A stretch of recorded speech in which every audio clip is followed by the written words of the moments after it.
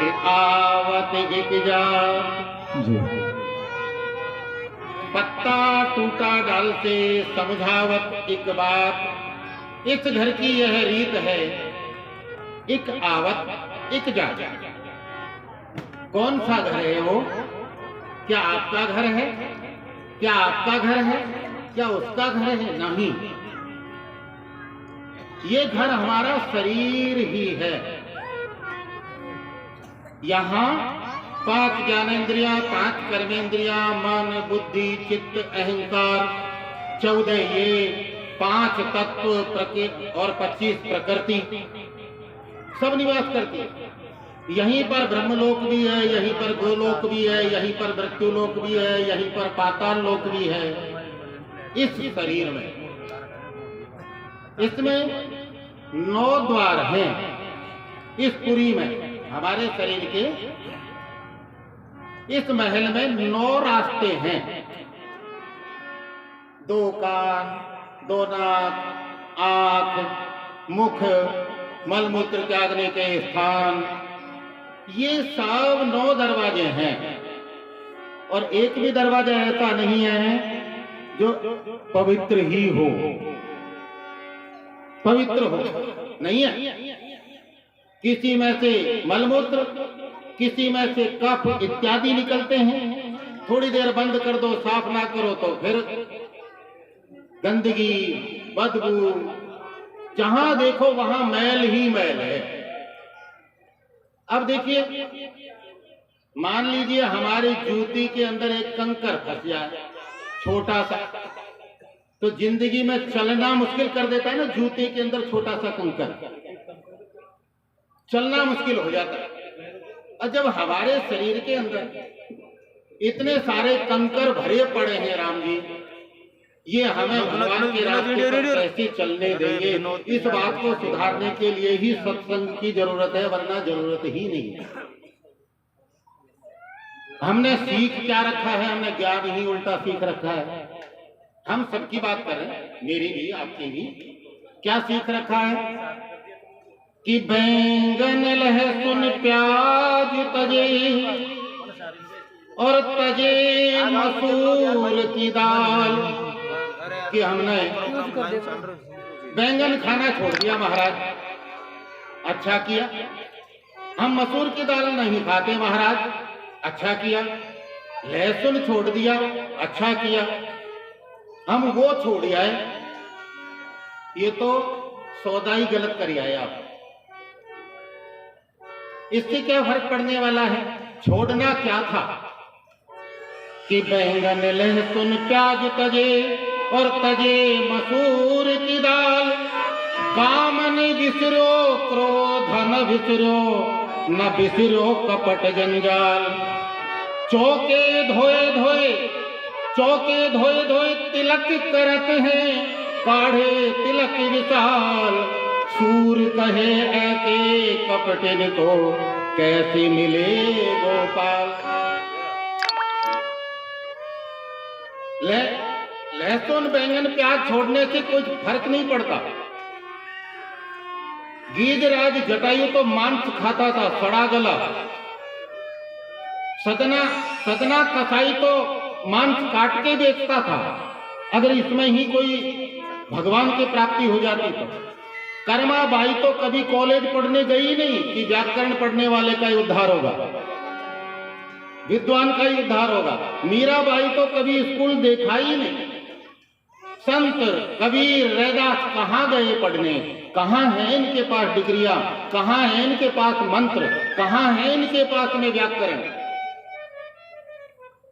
फिर सौदा क्या है? ये सौदा तो ये है कि भैया काम न बिसरो, क्रोध न बिसरो, न बिसरो कपट जंजाल। न काम वासना, न क्रोध, न लोभ। भाई का गला काट दे, मौका आए तो, स्वार्थ की बात आए तो। मेरा भला होना चाहिए, चाहिए कट जाए। अब बताइए, ये सौदा कितना गलत हो गया राम?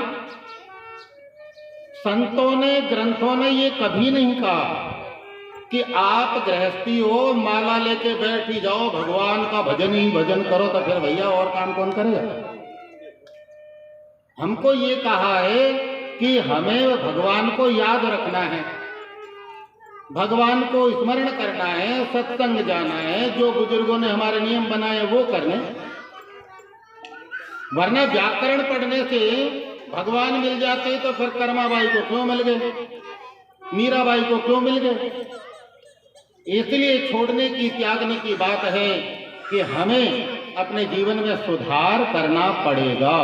अगर सुधार नहीं तो फिर भगवान भी नहीं, भगवान की कृपा भी नहीं। ये कौन सिखाएगा?